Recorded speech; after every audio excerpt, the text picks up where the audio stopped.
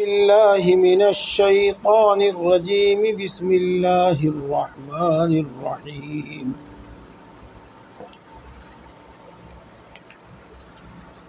اليوم اکملت لکم دینکم واتممت علیکم نعمتی ورضیت لکم الاسلام دینا صدق اللہ العظیم۔ دوستو، پچھلے ہفتے جس آیت شریفہ کی تفسیر کی تھی، یہ تینوں جملے بھی اسی آیت کا حصہ ہے، اور اس میں اللہ تبارک و تعالیٰ نے اس امت پر اپنے 3 انعام ذکر فرمائے ہیں۔ پہلا انعام، الیوم اکملت لکم دینکم، آج میں نے تمہارے لیے تمہارا دین کامل کر دیا، ایک انعام۔ وَأَتْمَمْتُ عَلَيْكُمْ نِعْمَتِي، اور میں نے تم پر اپنی نعمت پوری کر دی، پوری دے دی نعمت۔ وَرَضِيتُ لَكُمُ الْإِسْلَامَ دِينًا، اور میں نے تمہارے لیے دین اسلام پسند کیا ہے۔ یہ 3 نعمتیں ہیں۔ پہلے تو میں آپ کو یہ بتاؤں، عام طور سے آج الا ماشاء اللہ، یہ میرے شیخ اول حضرت مولانا مصطفی اللہ خان صاحب جلال آبادی نور اللہ برکاتہ کا جملہ تھا، جو ہمیں بہت اچھا لگتا تھا، اور اب تو بہت ہی زیادہ اچھا لگتا ہے، کیونکہ سمجھ میں خوب اچھی طرح آ گیا۔ عالم ہو، عام آدمی ہو، بلکہ شیخ ہو، سب پر دنیا اور دولت دنیا اور سامان دنیا اتنا غالب آ چکا ہے کہ ان کو صرف یہی چیزیں نعمت نظر آتی ہیں، اور کوئی دوسری چیز نعمت نظر آتی ہی نہیں۔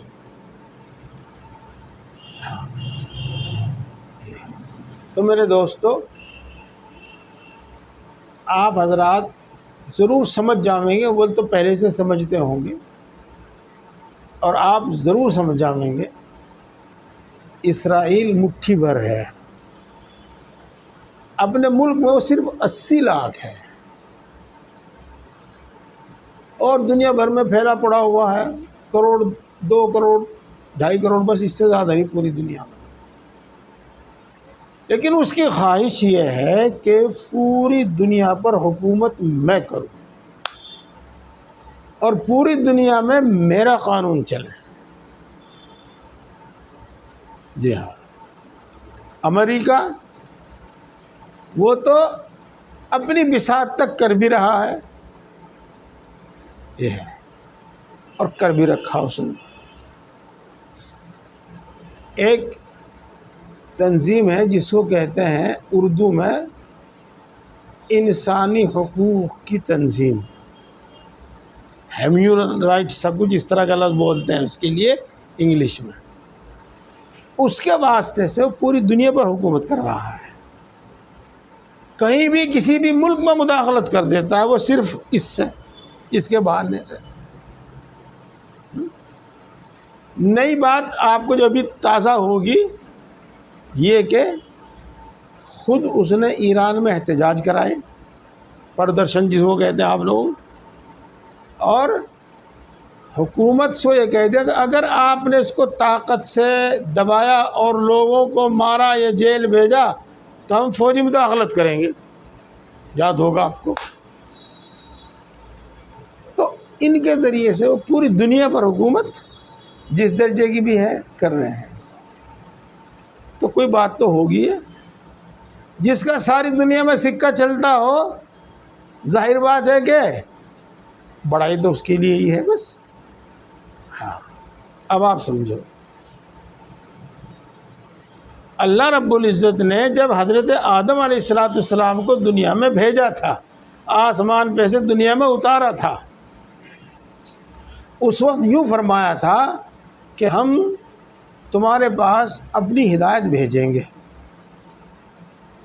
اور اس میں سے جو شخص اس کی اتباع کرے گا، اس کے مطابق زندگی گزارے گا، تو اس کے لیے جنت ہے، اس کے لیے کوئی خوف اور غم نہیں ہے، اور جو اس کے خلاف ورزی کرے گا اس کے لیے وہ سزائیں ہیں ہی جہنم اور دوسری سزائیں۔ تو اللہ نے آدم کے پاس دین بھیجا، وہ اس وقت کے اعتبار سے کامل تھا، لیکن حقیقت میں کامل نہیں تھا۔ انشاءاللہ میں آپ کو سمجھانے کی کوشش کروں گا، آپ توجہ سے سنیے گا۔ مثال کے طور پر حضرت آدم علیہ السلام کے ہاں 2 بچے پیدا ہوتے تھے، ایک بیٹا ایک بیٹی۔ اس پیٹ سے جو بیٹا بیٹی پیدا ہوئے، اگلے پیٹ میں جو بیٹا بیٹی پیدا ہوئے تو یہ پیٹ بدل کر ان کا نکاح ہو جاتا تھا۔ تو آدم اور حوا ہی تو باپ ہوئے، آدم اور حوا ہی سسر ہوئے، ہیں ساس سسر ہوئے، الگ سے نہیں ہوئے۔ تو وہاں یہ بیان کرنے کی ضرورت ہی نہیں کہ بیٹے کی بیوی سے نکاح نہیں ہو سکتا، سمجھے بات؟ وہاں بیان کرنے کی ضرورت ہی نہیں، کیونکہ وہ تو اس کی صلبی اولاد ہے۔ ہاں یہ سمجھا، ساس سے نکاح نہیں ہو سکتا کبھی، یہ مسئلہ بیان کرنے کی ضرورت ہی نہیں ہے، اس لیے کہ وہی ماں ہے وہی ساس ہے۔ تو وہاں پر بس ایک ہی مسئلہ تھا، اس سے زیادہ مسائل کی ضرورت ہی نہیں تھی۔ امید ہے کہ میری بات آپ کی سمجھ میں آئی ہوگی۔ آپ سب حضرات کو معلوم ہے کہ دنیا میں جو ترقی ہوئی ہے رفتہ رفتہ ہوئی ہے، اگرچہ انسانی ضرورت کی سب چیزیں انسان کے ساتھ ہی دنیا پہ موجود تھی، بلکہ انسان کے آنے سے پہلے دنیا میں موجود تھی، لیکن مستقل اس کو پیشہ بننا میں دیر لگی۔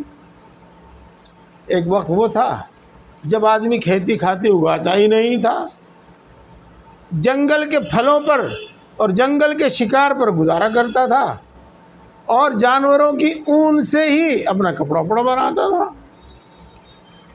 تو نہ تجارت تھی، نہ تجارت کے احکام و مسائل بیان کرنے کی ضرورت تھی، نہ کھیتی تھی، نہ کھیتی کے مسائل بیان کرنے کی ضرورت تھی، نہ نوکری اور مزدوری تھی، نہ نوکری اور مزدوری کے مسائل بیان کرنے کی ضرورت تھی۔ یہ تو اس وقت انسان کی جتنی ضرورت تھی اس کی ضرورت کے اعتبار سے وہ دین کامل تھا۔ امید ہے کہ میری اس بات سے، اس مثال سے آپ کو بات سمجھ میں آ گئی ہوگی۔ اب آپ اسی کو آگے لے کر چلو، جب ماں اور ساس الگ ہو گئی تب جیسے ماں کا حکم ہے ایسے ساس کے واسطے بھی حکم ہے، اب اس کے واسطے بھی الگ مسئلہ آ گیا۔ جی جب بہن سے نکاح حرام ہو گیا اور تو اب پھر اس کے لیے مسئلہ آ گیا۔ جب تجارت شروع ہوئی تو تجارت کے مسائل آ گئے، جب کھیتی شروع ہوئی تو کھیتی کے مسائل شروع ہو گئے۔ جب تک دنیا میں صرف اسلام تھا، ایمان تھا، کفر تھا ہی نہیں، تو جہاد کی ضرورت ہی نہیں تھی، جہاد کے مسائل کی ضرورت نہیں تھی۔ جب کفر اور شرک دونوں دنیا میں جمع ہوئے اور ایک دوسرے سے ٹکرایا تو جہاد ہوا اور جہاد کے مسائل کی ضرورت پیش آئی۔ تو دیکھو رسول اللہ صلی اللہ علیہ وسلم کے زمانے تک ہر اعتبار سے انسانیت کا سماج کامل ہو چکا تھا۔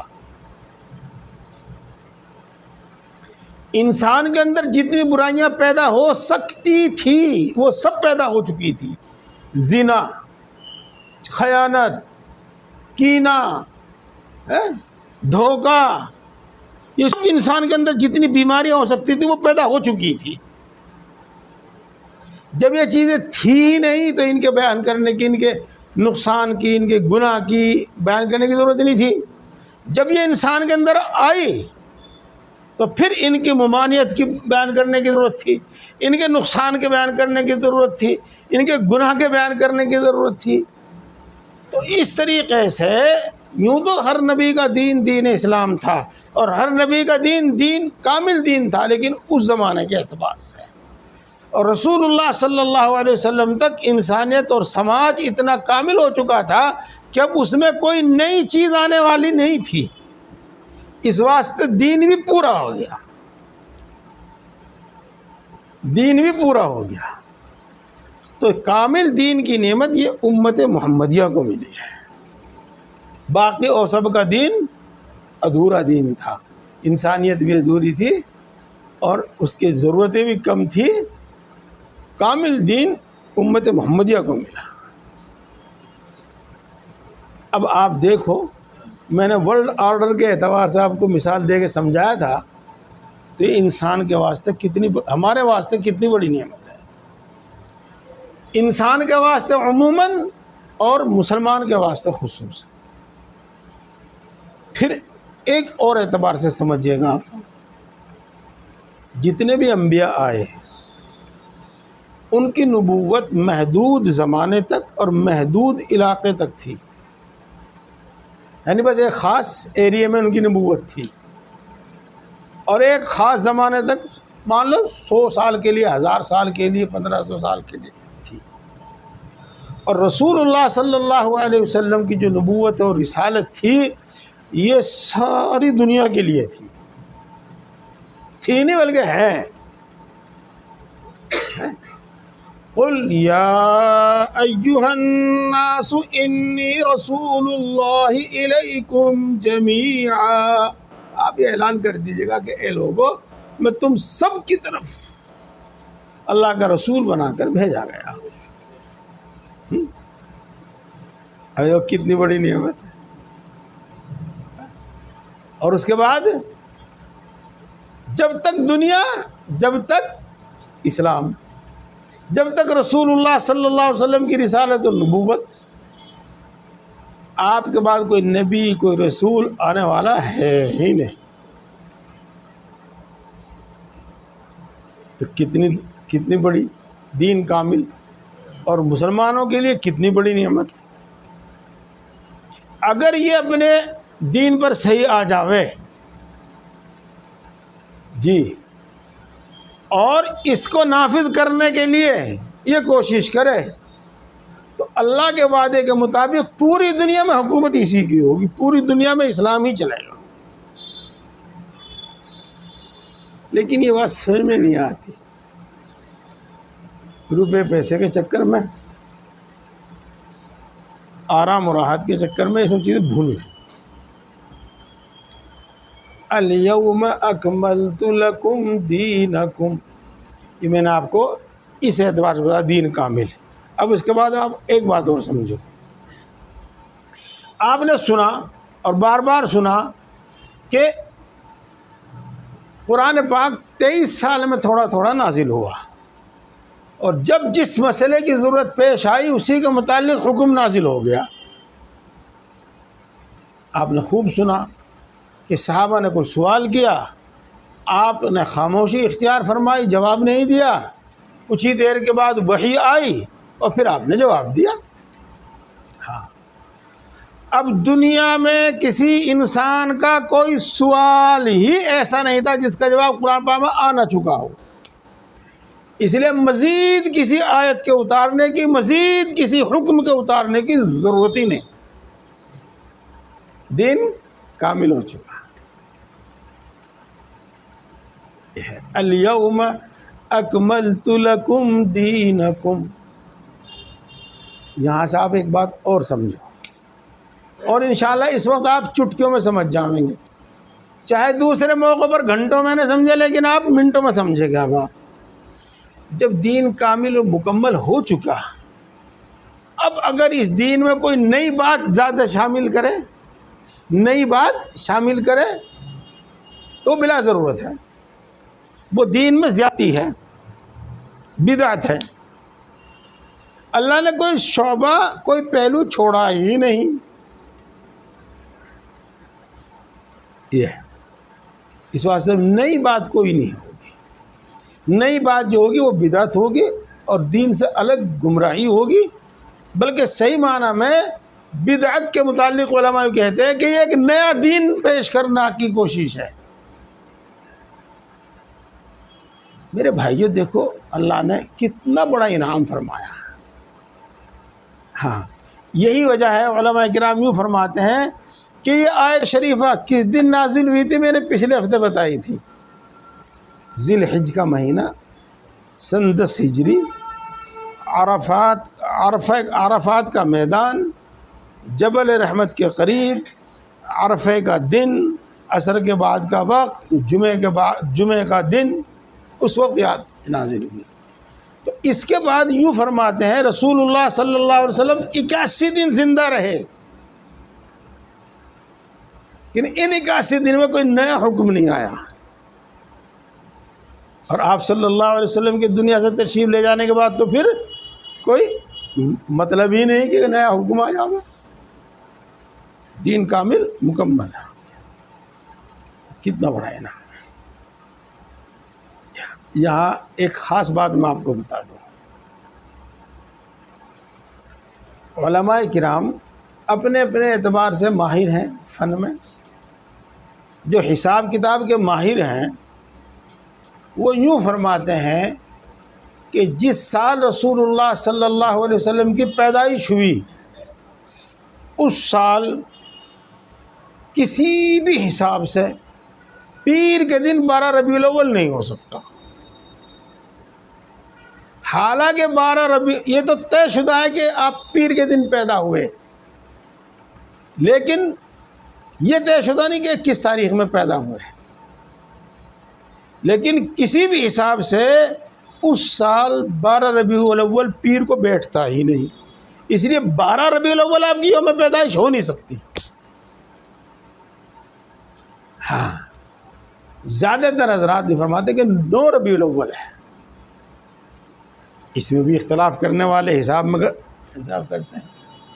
اور اسی طرح میرے دوستو مشہور یہی ہے کہ 12 ربیع الاول ہی کو آپ کی وفات ہوئی، اور اب تو اس کو عید میلاد النبی کی چھٹی کہنے لگے. ہمارے جو بزرگ بیٹھے ہوئے ہیں وہ 12 وفات کی چھٹی کرتے تھے. ہاں اور بتاؤں آپ کو پہلے 12 وفات یہ شیعوں کی طرف سے چھٹی تھی، وہ خوشی مناتے تھے رسول اللہ صلی اللہ علیہ وسلم کی موت پر 12 وفات کو، 12 ربیع الاول کو ان کی طرف سے تھی یہ چھٹی. جی ہاں بلکہ اور رسول اللہ صلی اللہ علیہ وسلم کی وفات بھی 12 ربیع الاول کو نہیں ہوئی، صحیح قول کے مطابق 2 ربیع الاول کو ہوئی. یہ ہے. تو میں عرض کر رہا تھا 81 دن آپ اس کے بعد حیات رہے اور 81 دن میں کوئی نیا حکم نازل نہیں ہوا. بات آئی تو اب آسانی سے آپ کو میں سمجھا بھی دوں گا. جو تاریخ ہماری ضرورت کی ہوتی ہے اس کو ہم بغیر یاد رکھے ہوئے یاد رکھتے ہیں، بغیر یاد کیے یاد رکھتے ہیں. یہ ہے نا بھائی. ہاں یہ ہے. اور جو ہماری ضرورت کی نہیں ہوتی اسے بھول بھلا جاؤیں. آخر رسول اللہ صلی اللہ علیہ وسلم کی یوم ولادت کی تاریخ صحیح کیوں نہیں ملتی روایات میں؟ رسول اللہ صلی اللہ علیہ وسلم کا یوم تاریخ وفات صحیح طریقے سے کیوں نہیں ملتی تاریخ میں؟ سوال میرا اچھی طرح سمجھ میں آیا آپ کے؟ اس واسطے کہ اسلام میں اس کی کوئی اہمیت نہیں کہ کسی کا یوم وفات منایا جاوے یا کسی کا یوم ولادت منایا جاوے.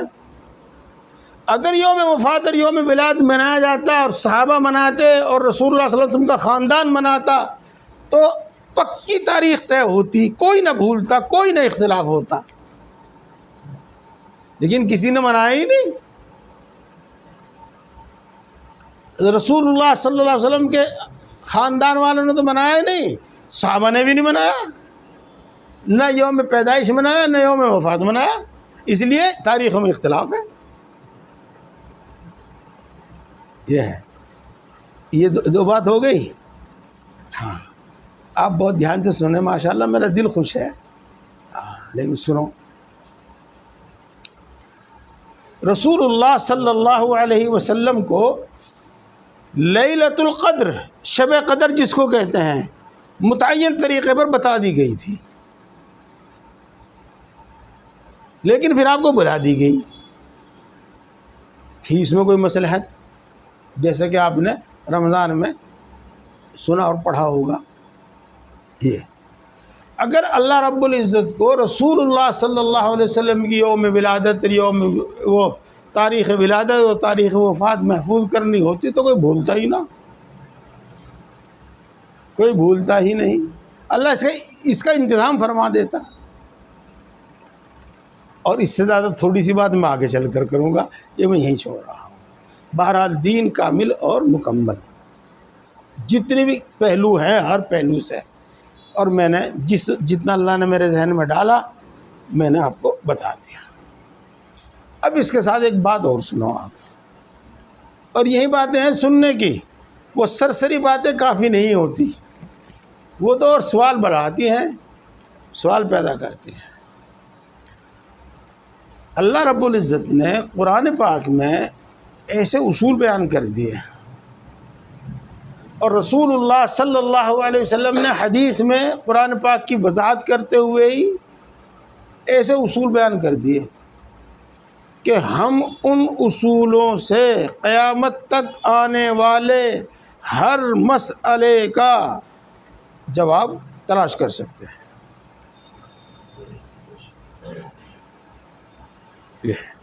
اور اس کے بعد پھر اللہ تبارک و تعالیٰ نے صحابہ کے بالکل ملے، صحابہ کے فوراً بعد، اور حضرت امام اعظم ابو حنیفہ علیہ رحمۃ تو صحابہ کے دور میں پیدا ہو گئے تھے، ایسے علماء، زبردست علماء پیدا فرمائے کہ انہوں نے قرآن پاک اور حدیث پاک کو سامنے رکھ کر ان تمام باتوں کو دفعہ وار، آپ اس کچھ اور کہتے ہیں آج آرٹیکل کہیں، کچھ دکھے کیا کہیں، دفعہ وار ان سب کو بیان کر دیا۔ تو اب قرآن پاک سے اور حدیث پاک سے مسئلہ سمجھنا آسان ہو گیا۔ اس طریقے سے ہر طریقے سے اللہ تبارک و تعالیٰ نے میں دین کو کامل اور مکمل کر دیا، اور تم پر میں نے اپنی نعمت مکمل کر دی، پوری کر دی، نعمت پوری کر دی۔ اس نعمت سے کیا مراد ہے؟ یہ دوستو، اس میں ایک مفہوم تو وہی داخل ہے جو الیوم اکملت لکم دینکم کا میں نے آپ کو بتایا، کامل دین دیا تو ایک نعمت عطا کر دی۔ لیکن علماء کرام اس آیت کی تفسیر میں زیادہ تر وہ باتیں بتاتے ہیں جو میں نے پچھلے ہفتے آپ کے سامنے بیان کی تھی اوپر کی آیات کے ساتھ۔ اللہ طے کر چکا ہے کہ اسلام غالب رہے گا، مغلوب نہیں ہوگا، اور اسلام کے ماننے والے غالب رہیں گے، مغلوب نہیں ہوں گے۔ پچھلے ہفتے میں نے آپ کو بتایا تھا کہ اللہ کی اجازت، اللہ کے اشارے سے رسول اللہ صلی اللہ علیہ وسلم نے بہت ساری دعائیں کی، اے اللہ کسی ظالم کو ان پر مسلط نہ کیجیے جو ان کو سب کے سب کو ختم کر دے، آسمان سے کوئی ایسی آفت نہ بھیجیے جو میری پوری امت کو ختم کر دے، زمین سے کوئی ایسی آفت نہ بھیجیے جو میری امت کو، پوری امت کو ختم کر دے۔ جی ہاں، تو یہ سب نعمتیں اس کے اندر داخل اور شامل ہیں۔ وَرَضِيتُ لَكُمُ الْإِسْلَامَ دِينًا، اور میں نے تمہارے لیے دین اسلام پسند کیا ہے، چاہے خاص مسلمانوں کو مخاطب مان لو، چاہے پورے انسانوں کو مخاطب مان لو۔ اس سے بات سمجھ میں آ جاتی ہے اسی آیت سے جو دوسری آیت میں صاف بیان کی گئی ہے، وَمَن يَبْتَغِ غَيْرَ الْإِسْلَامِ دِينًا فَلَن يُقْبَلَ مِنْهُ، اور جو شخص بھی دین اسلام کے علاوہ کوئی اسلام اختیار کرے گا وہ قبول نہیں کیا جائے گا، وہ ہمیں پسند ہی نہیں ہے۔ ہم نے تو پسند کیا تمہارے لیے اسلام، اور کوئی دوسرا دین نہیں پسند کیا۔ یہ دین اسلام ہمارے پسند کیا، اس کی ضروری تفسیر آپ کے سامنے آ گئی۔ اب اس سے متعلق میں آپ کو ایک حدیث پاک سناتا ہوں۔ اس سے جو میں نے آپ کو باتیں بتائی ہیں وہ ساری اس کے اندر آ جائیں گی اور اچھی طرح بات سمجھ میں آ جائے گی۔ ایک مرتبہ کچھ یہودی علماء حضرت عمر رضی اللہ تعالی عنہ کے ساتھ پاس موجود تھے، تو انہوں نے کہا اے امیر المؤمنین، آپ کے قرآن میں ایک آیت ہے، اگر وہ آیت ہم پر نازل ہو جاتی تو ہم اس دن کو جشن کا دن اور عید کا دن مناتے۔ یہ ہے معلوم ان پر یہ نازل نہیں ہوئی، اس لیے انہوں نے اس کو جشن اور عید کا دن نہیں منایا۔ حضرت عمر رضی اللہ تعالی عنہ کے متعلق میں نے عرض کیا تھا، شاید آپ کے سامنے عرض کیا تھا، کہیں اور عرض کیا تھا، کہ اللہ تبارک و تعالیٰ نے ان کو بہت زبردست علم عطا فرمایا تھا۔ رسول اللہ صلی اللہ علیہ وسلم نے ارشاد فرمایا اگر میرے بعد نبی ہوتا تو عمر نبی ہوتا، اور رسول اللہ صلی اللہ علیہ وسلم نے ارشاد فرمایا حق وہاں ہوتا ہے جہاں عمر ہوتا ہے۔ یعنی فرمایا کہ عمر حق کے ساتھ ہوتا ہے، نہیں، حق عمر کے ساتھ ہوتا ہے۔ یہ پہچان ہے، علامت ہے، جہاں عمر کو دیکھو حق وہاں ہے، یوں ارشاد فرمایا۔ اور اس میں بعض مرتبہ کچھ پہلو دوسرا ہو جاتا ہے۔ 4 مرتبہ اللہ تبارک و تعالیٰ کی طرف سے اس طرح وحی نازل ہوئی جس طرح مسئلہ حضرت عمر رضی اللہ تعالیٰ عنہ، جو حضرت عمر رضی اللہ تعالیٰ عنہ کی رائے ہوتی تھی، حالانکہ رسول اللہ صلی اللہ علیہ وسلم حضرت ابوبکر کی رائے اس کے خلاف ہوتی۔ اللہ نے ان کو اتنا زبردست علم عطا فرمایا تھا، اس لیے وہ یہود کی اس بات کو کیوں نہ سمجھتے، یہ ہے۔ تو حضرت عمر رضی اللہ تعالیٰ عنہ نے ارشاد فرمایا کہ میں خوب جانتا ہوں وہ آیت کون سی ہے، میں یہ بھی جانتا ہوں وہ کس وقت نازل ہوئی تھی، کس دن نازل ہوئی تھی، کہاں نازل ہوئی تھی۔ تو وہ اشارہ تھا الیوم اکملت لکم دینکم واتممت علیکم نعمتی ورضیت لکم الاسلام دینا کی طرف۔ اب یہاں پر ایک سوال پیدا ہوتا ہے، نہیں بھی ہوتا، میں پیدا کر رہا ہوں تاکہ بات اچھی طرح آپ کو سمجھا سکوں۔ ہم نے اس کو عید کا دن کیوں نہیں بنایا، ہم نے اس کو جشن کا دن کیوں نہیں بنایا، ہم نے اس کو تہوار کیوں نہیں بنایا؟ 15 اگست مناتے ہیں اور 26 جنوری مناتے ہیں، یوم جمہوریہ ہے، وہ آئین نافذ ہوا اس دن، جمہوریت بنا۔ تو ہم اس دن کو، جس دن ہمارا دن کامل مکمل ہوا، اس دن کو عید اور تہوار کا دن کیوں نہیں مناتے؟ میرا سوال اچھی طرح سمجھ میں آ گیا ہوگا آپ حضرات کے۔ ہاں، تو دیکھو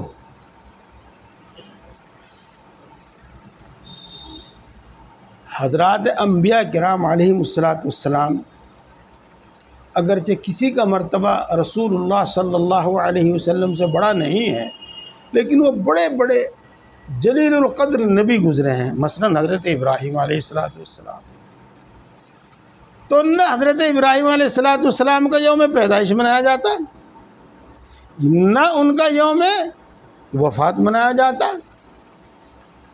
کسی کو معلوم بھی نہیں کس دن پیدا ہوئے تھے، کس دن ان کی وفات ہوئی۔ ہاں، تو یہ سمجھو آپ رسول اللہ صلی اللہ علیہ وسلم۔ اچھا ایک اور بات سنو، یہ سر عیسوی ہے نا، عیسوی 2026، ہاں، یہ حضرت عیسیٰ علیہ السلام کی پیدائش سے حساب ہے، پیدائش سے۔ ہم تو اس کو عیسوی کہتے ہیں، عربی اس کو میلادی کہتے ہیں، میلادی، یعنی حضرت عیسیٰ علیہ السلام کی ولادت سے اس کا حساب ہے۔ لیکن ہم نے نہ رسول اللہ صلی اللہ علیہ وسلم کی وفات سے حساب لگایا، نہ رسول اللہ صلی اللہ علیہ وسلم کی ولادت سے حساب لگایا، ہم نے حساب لگایا ہجرت سے، اور ہمارا سال ہوتا ہے ہجری۔